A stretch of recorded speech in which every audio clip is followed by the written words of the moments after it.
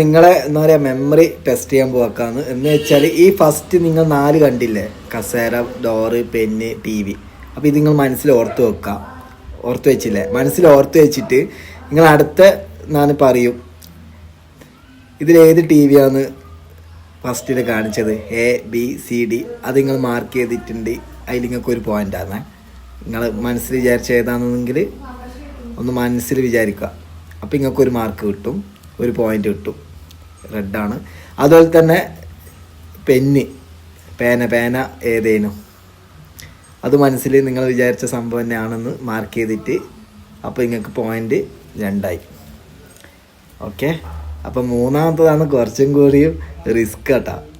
Door ഏതാണെന്ന് നിങ്ങൾ മനസ്സിലൊന്ന് വിചാരിച്ചിട്ട് ഏതാണെന്ന് നിങ്ങൾ ഫസ്റ്റ് കണ്ട ഡോർ ഏതാണെന്ന് കറക്റ്റ് ആൻസർ ചെയ്യുക. അപ്പോൾ നിങ്ങൾക്ക് പോയിൻ്റ് 3 ആവും.